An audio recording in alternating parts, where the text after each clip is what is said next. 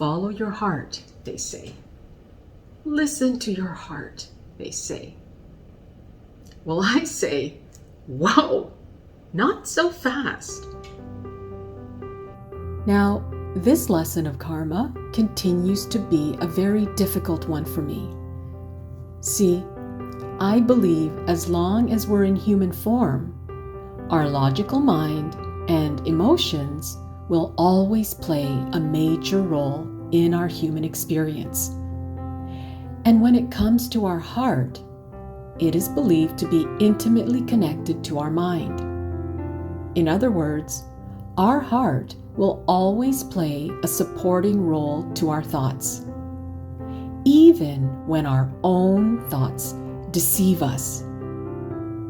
And what's worse, our heart is also directly affected by our emotions. And our emotions are directly affected by stress, the weather, lack of sleep, hormonal changes, exercise, and interactions with others, just to name a few. And to give our heart the benefit of the doubt, in some cases, may result in self-deception. I believe our heart is simply a reflection of our thoughts and emotions. And to always follow our heart may sometimes lead us astray. For example, salespeople will often try to sell us a product or service we don't need by pulling at our heartstrings. It's where we are most vulnerable. It's our weak spot. Our heart has a tendency to be loyal to people, places, and things that don't necessarily serve our highest good. For example, do we keep sentimental clutter because we don't have the heart to get rid of it? Do we stay in unhealthy relationships because we don't have the heart to move on? Do we continue to show up at a workplace that no longer supports our growth, but we don't have the heart to leave because the people are so nice? See, our heart likes to keep us in our comfort zone. And many decisions that are made from the heart are often worn as a badge of honor. It's seen as a selfless act. As a result, some of us, if not most of us, will follow our heart unconditionally, as we believe it is a direct reflection of our character. Personally speaking, I take my heart with a grain of salt. In other words, striving to be a martyr, in my opinion, is overrated. Instead, I treat my heart as a teaching tool in helping me to understand my karma. I believe my heart echoes my thoughts and emotions, which means my heart is the soundtrack to the drama in my life.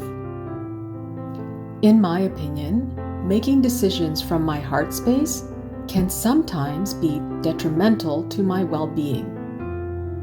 Personally speaking, I don't believe my heart can tell the difference between love and infatuation. My karma will show me the difference. I don't believe my heart can tell the difference between obligation and responsibility.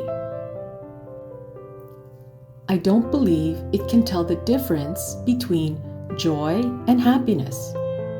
And by the way, I personally don't believe there is a difference between joy and happiness. Now, of course, there will always be experts that will try to define the subtle nuances of these words. But in the end, our mind gets to decide its meaning, and our heart will reflect that. So here's the question. How do we know when our heart is misleading us? Well, the answer is simple. by our karma. The next time we feel inclined to follow our heart, we should instead follow our intuition. It's that quiet voice we often ignore. It's that gentle nudge to do something or go somewhere we've never been. This guidance will always be in our best interests, even when it makes no sense to our heart. See, I believe our intuition is completely detached from our human drama, of which our heart is completely consumed. In other words, our intuition is completely unaffected by our mind, our logic. It's unaffected by our emotions. So, unlike our well-intentioned heart, our intuition will never lead us astray. And the guidance will always be for our highest good. And when our heart is in alignment with the guidance from our higher self, we will feel it in our energy. We will feel supported. And that's when miracles happen. Well, this is all I have for today. Thanks so much for watching. And if you have any questions or you'd simply like to connect, feel free to do so through my personal email. I've listed it in the description below. As always, everything I say is based on my perspective and experience, so take it for what it is. Until we meet again, be safe and make sure to keep paying attention to your karma. It's our greatest teacher.